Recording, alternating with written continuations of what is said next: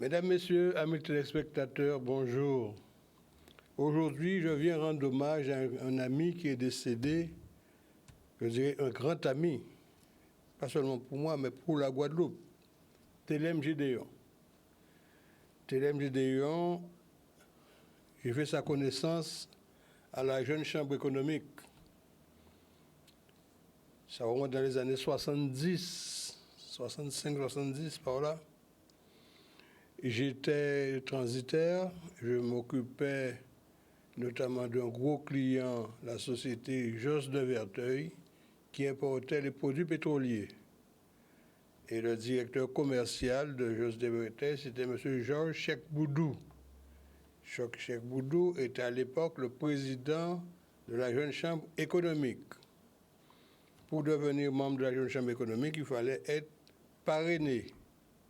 J'ai bénéficié du parrainage donc de Georges Chekboudou et de Virgile Mann, qui était mon ami d'armes, puisqu'on a fait l'armée ensemble, à La Rosette.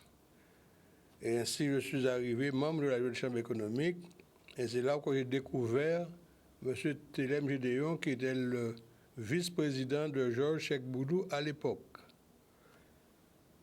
Nous avons sympathisé, nous avons travaillé ensemble dans le cadre de la Jeune Chambre, puisqu'il faut vous rappeler que la Jeune Chambre économique de la Guadeloupe a été créée par 3 Guadeloupéens. Il s'agit de M. Poivaz, Yves Poivaz, il s'agit de M. Desgranges, architecte, et de M. Rivier, commerçant à Pointe-à-Pitre. Ce sont ces 3 jeunes hommes de Guadeloupe qui ont créé, il y a bien longtemps déjà, la Jeune Chambre économique. Et la Jeune Chambre économique, pour ceux qui ne le connaissent pas, c'est un groupe de travail pour les moins de 35 ans. 30-35 ans, on arrive là, on acquiert des connaissances et ensuite on s'épanouit. Ce fut mon cas.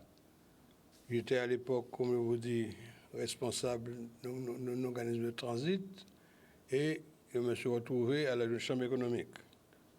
Et c'est de là que j'ai pris mon envol réellement, parce que Georges Chekboudou, président de la Jeune Chambre économique, m'avait désigné pour aller représenter la Jeune Chambre économique au syndicat d'initiative de la Guadeloupe, dont le président à l'époque était monsieur le docteur Chartol. Et j'ai fait mes armes au niveau également de la Jeune Chambre de l'Office de tourisme, enfin le syndicat d'initiative, Office de tourisme.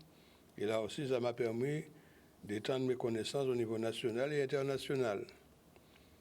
À la Jeune Chambre économique aussi, M. Chekboudou m'avait désigné pour être au conseil départemental de la jeunesse, à côté du préfet Jacques Lecornec, qui a créé cet organisme avec le rectorat, parce que M. Bambuc est devenu le premier vice-président du conseil départemental de la jeunesse, et moi, le deuxième vice-président pour le compte de la Jeune Chambre économique. Mais tout ça se fait en symbiose avec les membres dirigeants de la Jeune Chambre économique, Chekboudou, Télème Gédéon, Marius Bad, Anaïs, Virgile Mann et quelques autres, et eux qui étaient à la tête. Et nous, qui étions plus jeunes qu'eux, de quelque temps, nous les suivions. Quand j'étais donc représentant du conseil départemental de la jeunesse, j'ai eu à m'occuper d'un dossier pour le compte de la Jeune Chambre économique, le conflit du port de Pointe-à-Pitre, une grève qu'il y avait sur le port de Pointe-à-Pitre, la grève des dockers. Et comme je vous l'ai déjà dit ici, j'ai été à un temps donné de ma vie docker. J'ai pris ce dossier et avec le préfet, M. Lecornec, nous avons trouvé une solution tout en étant représentant de la Jeune Chambre économique. Alors, pour revenir à notre ami Bad, à notre ami Télème Gédéon.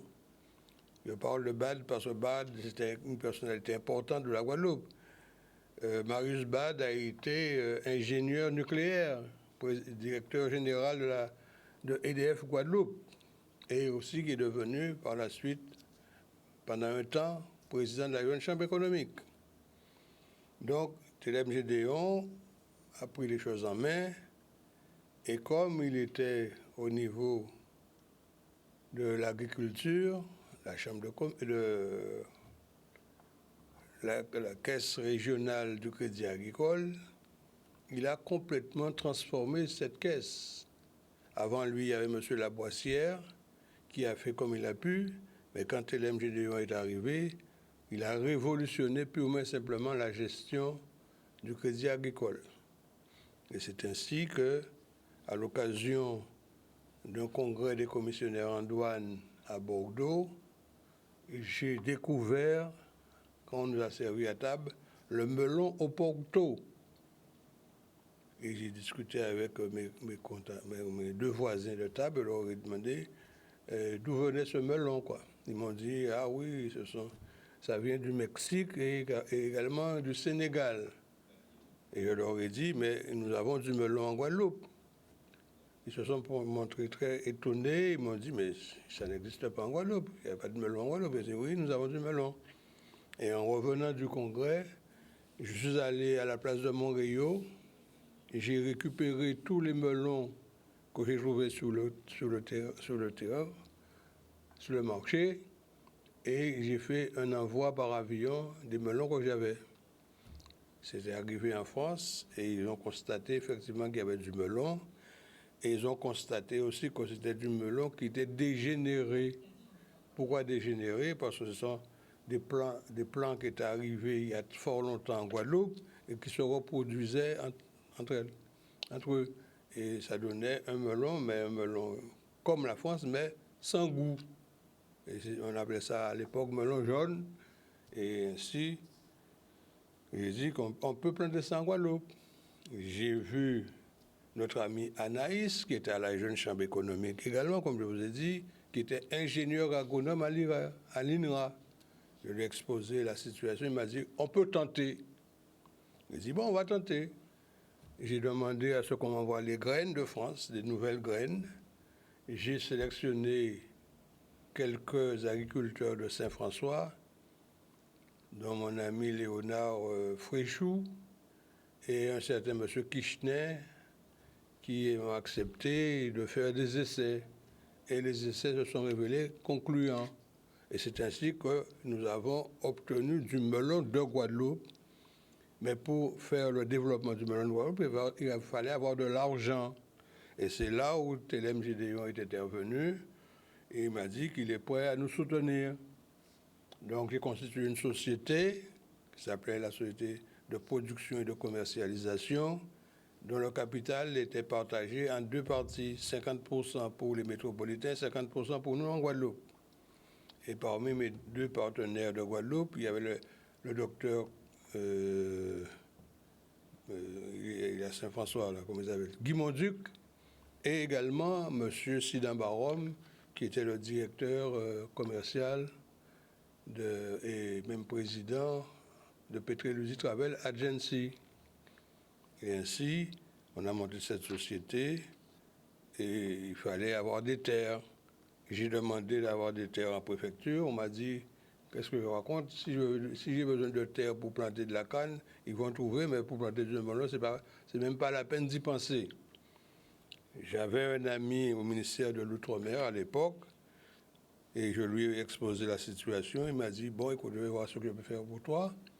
Et un jour, il m'appelle pour me dire, voilà, j'ai un ami martiniquais, M. Henri Ayotte, qui a des terres en Guadeloupe, à Moule, sur la route de Sainte-Marguerite, et qu'on pourrait discuter avec lui pour éventuellement une location. Je lui ai dit, bon, mets-moi en contact avec M. Ayotte. Contact a été pris et je me suis rendu en Martinique pour rencontrer M. Henri Ayotte. Henri Ayotte m'a dit, ouais, effectivement, l'ami qui est au ministère de l'Outre-mer a parlé de moi et qu'il a un terrain qu'il gérait avec M. Simonette, Ayotte et Simonette, à la route de Sainte-Marguerite. Et nous avons convenu qu'on pourrait prendre ce terrain en location. Et M. Henri Ayotte a dit, d'accord, il est prêt à donner en location, mais sous ma seule garantie, moi. Il ne veut pas entendre personne d'autre, c'est moi, puisqu'on lui a dit en métropole, que je suis un homme respectable et qui pourrait traiter avec moi. Ce qui fut fait. Et il m'a proposé 30 hectares de terre à raison de 1000 francs l'hectare, ce qui faisait 30 000 francs par an. Et il m'a dit que c'est moi qui suis responsable. Donc, il était obligé de lui donner un chèque de mon argent, mon propre argent, 30 000 francs. Il a fait un chèque pour lui et il m'a signé un contrat pour exploiter le terrain. Ce qui fut fait. Et quand nous avons lancé les plantations, il fallait de l'argent pour l'entretien. Et c'est là encore Telem Gideon qui m'a dit, il n'y a pas de problème, mon père, je vais te faire un prêt au nom de toute la société de 400 000 francs. Un premier prêt de 400 000 francs. Nous avons accepté cette somme, on a garanti, moi j'ai apporté ma garantie, j'étais co-gérant de la société avec le métropolitain de France et nous avons lancé les opérations. On a utilisé les premiers 400 000 francs et nous avions un champ remarquablement développé. Et nous avons accompagné tout cela par l'exportation sur la France métropolitaine. Et notre principal client, c'était Fauchon. Fauchon qui a dit qu'il est prêt à prendre toute notre production pour vendre dans ses magasins en France. Nous avons signé un accord avec Fauchon et ça a été très bien exploité. Mais il fallait qu'on fasse du développement. Pour faire du développement, il faut acheter des machines. Et dans la région de Sainte-Marguerite, il n'y avait pas d'eau. Il fallait faire venir de l'eau.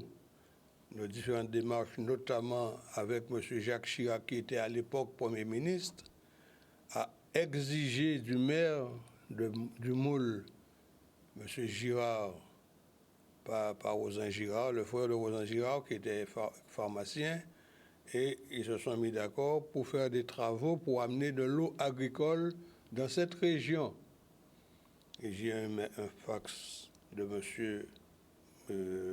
Chirac qui me dit, voilà, les travaux vont démarrer d'une manière renforcée. Et c'est ainsi que nous avons obtenu l'eau agricole à Moule. Et là aussi, il fallait faire des recherches. On a fait venir un ingénieur de l'eau en France qui nous a dit qu'il y a de l'eau sous terre, sous nos terres. Il y avait de l'eau, il y avait une nappe phréatique. Et quand on a fouillé, effectivement, on a trouvé l'eau à 30 mètres. Et quand il était, ce n'était plus une nappe phréatique, mais c'était une branche de rivière souterraine qui passait sur ce terrain. Et c'est nous qui avons fouillé, nous avons installé l'irrigation à partir de cette rivière sur nos terres de Sainte-Marguerite et pour que tous les autres en bénéficient. Alors, mais pour faire ces dépenses-là, il fallait encore des sommes supplémentaires. Monsieur Jean Audebert nous a aidés. Il nous a vendu des asperceurs, c'est-à-dire ces machines qui permettaient d'irriguer sur tout le territoire de notre exploitation. Monsieur Jean Audebert, il nous a aidés. Et là aussi, monsieur Gédéon Azia Audebert qui prend en responsabilité les matériels qu'il allait nous fournir. Donc on a fait un premier prêt de 400 000 francs et on a fait un deuxième prêt de 400 000 francs. L'affaire a démarré très fort et nous étions devenus le leader de la production de melons en Guadeloupe. Et nous avons fait des émules, c'est toujours pareil. Mais on proverbe qu'à créole qu'a dire, complot à nègre, c'est complot à chien. Que s'est-il passé? Le métropolitain, voyant que l'affaire se développait d'une manière importante, a voulu gérer depuis la France. J'étais gérant et lui gérant. Nous étions deux co-gérants. Et voilà qu'un jour, notre comptable, M. Christon, Édouard Christon, m'appelle pour me dire, Alex, il y a un problème. Je reçois des relevés de chèques dont je ne dispose pas. Parce que moi, j'avais mis un système. Toute la comptabilité se faisait chez Christon. les chéquiers étaient chez Christon et toutes les dépenses étaient réalisées et payées par Christon. Et voilà qu'il me dit qu'il reçoit un relevé du Crédit Agricole avec des références de chèques dont il n'avait pas la possession. Je me suis rapproché de M. Gédéon pour lui poser la question. Il m'a dit, oui, il y a ce monsieur qui a fait une démarche en France pour obtenir un chéquier et on le lui a donné, parce qu'il était gérant comme moi-même. Et à partir du chéquier qu'il avait, il s'est mis à faire des dépenses inconsidérées. Alors j'ai provoqué localement une réunion pour mettre les choses au clair. Le monsieur est venu et nous avons fait une réunion à l'hôtel Novotel, avec M. Christon, avec les techniciens qui étaient sur le terrain avec nous, et nous avons convenu qu'on allait désigner un seul gérant. OK, on a fait le tour, et le soir de cette réunion, nous ne sommes pas tombés d'accord sur un gérant. J'avais proposé ma candidature pour être le seul gérant, le monsieur a proposé sa candidature pour être le seul gérant. Rien n'a été décidé. Le lendemain matin, vers 9h du matin, je reçois un huissier qui me transmet un document pour me faire savoir que l'Assemblée générale d'hier soir m'a destitué comme gérant et a nommé le monsieur français comme gérant. OK, il dit pas de problème. J'ai posé la question à mes deux partenaires, ils m'ont dit oui, effectivement, le monsieur en question a décidé d'acheter leurs parts et ils leur ont vendu les parts. Mes deux partenaires, hein, c'est-à-dire Sidan Barreau et Monduc, ont vendu dans la nuit leurs parts aux métropolitains. Et c'est pourquoi le lendemain, je me suis retrouvé destitué. C'est le monsieur Blanc de Métropole qui était le seul gérant. Mais comme j'avais une signature chez M. Bernard Ayotte, M. Henri Ayotte, je suis allé voir M. Ayotte pour lui expliquer ce qui se passait. Et il m'a dit purement et simplement que si je ne suis plus à la tête de cette société, il est obligé de demander d'autres garanties. Et M. Christon, le comptable, m'a dit, écoute Alex, tu as mis 30 000 francs dans l'affaire, il faut le récupérer et je vais m'organiser pour que tu récupères ton argent et que tu retires ta caution. J'ai vu M. Gédéon, précisément, Telem, qui m'a dit, mon Pierre, il n'y a pas de problème, je sais que l'effort que tu as fait pour monter cette entreprise, je vais te restituer ta caution et tout ira dans l'ordre. Et c'est ainsi que les choses se sont passées jusqu'à nos jours. Il y a un cependant. Quand il y a eu les événements de la Soufrière, il y a M. Étienne Crane qui tenait une grande exploitation du côté de Baïf et qui avait des problèmes avec les centres de la Soufrière. Je suis allé le voir, c'est moi qui suis allé le voir, c'est pas lui qui est venu me voir. Je lui ai dit, voilà, j'ai ce terrain à Moule, il y a 30 hectares, je peux mettre 4 hectares à ta disposition pour que tu fasses son exploitation et que de temps en temps tu jettes un coup d'œil sur l'exploitation de melon. Il m'a dit OK. Je lui ai fait un document signé, enregistré, pour lui donner 4 hectares. Quand je ne lui ai pas demandé de payer, je lui ai dit, je mets ça à ta disposition. Et quand M. Khan a fait une intervention il n'y a pas longtemps sur Guadeloupe Première, il a oublié de le dire. Mais je le dis maintenant. C'est moi qui ai fait Khan venir à Moule pour s'occuper de l'exploitation que j'avais. Et par la suite, il s'est impliqué avec les métropolitains pour gérer l'affaire à ma place. C'est ça la vérité. Bon, tout ça pour vous dire que M. Telem Gédéon a aidé la production de melon en Guadeloupe. Si aujourd'hui nous sommes numéro 1 mondial du melon, on peut dire que c'est grâce à Telem Gédéon, ancien directeur régional de la Caisse du Crédit Agricole. Et je lui tire mon chapeau, je lui rends hommage aujourd'hui dans ce terme-là. Et il y a un larron aussi qui a apporté sa contribution, c'est M. Théodore, qui était, lui, technicien du service des végétaux, qui nous a beaucoup aidé pour nous conseiller la manière d'arroser, etc. Et là aussi, c'est ces gens-là qui ont créé le melon de Guadeloupe. J'ai eu l'idée, mais ce sont ces gens-là qui ont permis la réalisation. Donc, je tiens à rendre hommage à M. TLM Gédéon et qui a contribué également à l'époque où il y a eu la loi pour la régionalisation. Monsieur Lucien Bernier, qui était maire de Saint-François, mais à l'époque président du Conseil général de la Guadeloupe, avait décidé qu'il ne voulait pas d'une grande région Guadeloupe, Martinique, Guyane. Et il a dit qu'il faut que nous ayons région Guadeloupe, région Martinique, région Guyane. Et la jeune chambre économique sous TLM Gédéon a pris le dossier en charge. Et nous nous sommes affrontés avec M. Olivier Stirn, qui était à l'époque ministre des départements d'outre-mer. Et c'est à partir des rapports personnels de TLM Gédéon, en harmonisation avec M. Lucien Bernier, que la Guadeloupe est devenue région Guadeloupe et non pas sous tutelle d'une région Guadeloupe-Martinique-Guyane. Parce qu'on a l'habitude de voir comment les choses se passent. Les Martiniquais sont beaucoup plus puissants que nous sur le plan des relations internationales et européennes. Et on aurait été sous la tutelle de la Martinique. Et Bernier a dit non, je veux ma région Guadeloupe. Et nous avons soutenu cette action et nous avons abouti. Et Olivier Stirn m'a même convoqué un jour à titre personnel, parce que, comme je vous ai dit, il était le vice-président du conseil départemental de la jeunesse.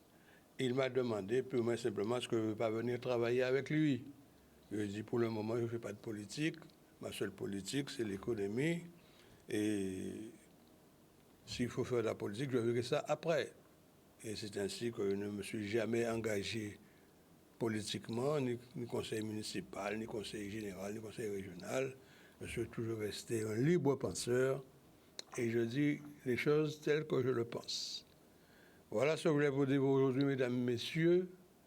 En rendant cet hommage à notre ami TLM Gédéon, je demande aussi à tous les anciens membres de la Jeune Chambre économique de leur apporter à la famille et à ses enfants une aide, un soutien moral. Et si jamais ils ont besoin d'une aide pour faire des démarches, que nous devons être à leur disposition parce que leur papa nous a beaucoup aidés. Voilà ce que je vais vous dire aujourd'hui, mes amis. Bon week-end à vous tous. Nous avons une période d'accalmie sur le plan de la pluie, là. La chaleur revient.